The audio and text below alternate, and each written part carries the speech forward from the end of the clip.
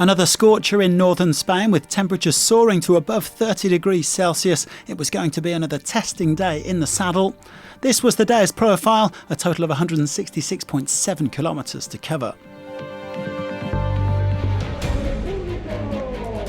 Three men got into the day's breakaway from the three Spanish wildcard teams. Diego Rubio of Burgos BH riding on their home roads here, Sergio Martin from Caja Rural Seguros RGA, and Xavier Miquel Asparen of Euskaltel Euskadi. They opened up an early gap of 4 minutes, but the sprint teams, who were wary of potential echelons, soon began to reel them back in. Plenty of concentration in the peloton, even if the pace wasn't outrageous. An average speed of 40 kilometres an hour for the first 2 hours of racing.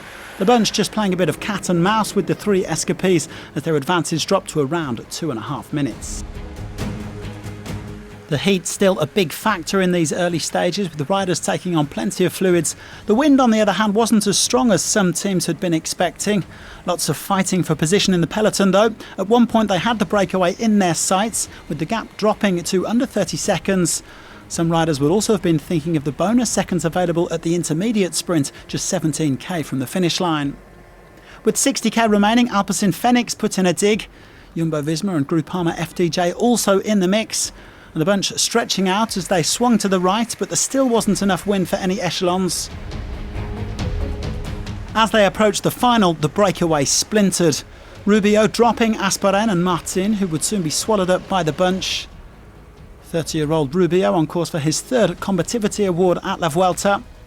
He still had 1 minute in hand with 25k to go, but they brought him back before the intermediate sprint.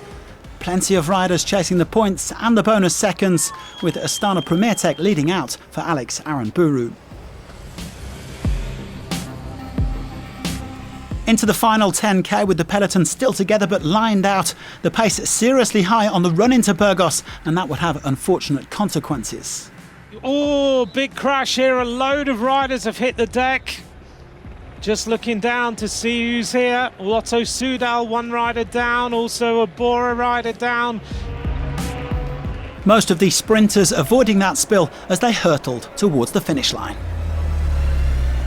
As it's UAE Team Emirates who have got the front of the race. Milano is locked in, Matthews is there, so is Luca Metgetz. Luca Metgetz fires in now and Matthews gets ready. Jakobsen is on the wheels. It is the rider from UAE who is going for it. Milano in the middle. Who's going to get it? Right hand side, left hand side. It's a photograph between Jakobsen and Philipsen. Philipsen wins the stage. Your team had won stage 2 and the first sprint of the previous Grand Tour. You had to do it. Yeah, it's incredible. Yesterday they put it in the group chat of our team. And for sure it was a dream, but I didn't want to think about that because the chance was, the chance is always less high than it would be true. I had a lot of support from the team, and this is just how we can win sprints, and I think we did a really good job. So each of us can be very happy tonight, and we start on a good way this Grand Tour. It's a second Vuelta victory for Philipsen after stage 15 last year. Jakobsen second ahead of Michael Matthews and Juan Sebastian Milano, who won 2 stages of the recent Vuelta at Burgos. Aranburu fifth, but no bonus seconds for him. And that means that Primož Roglič stays in the red jersey with an overall lead of 4 seconds. Several GC riders, though, lost time in that late crash, including Adam Yates, Jack Haig and Hugh Carthy.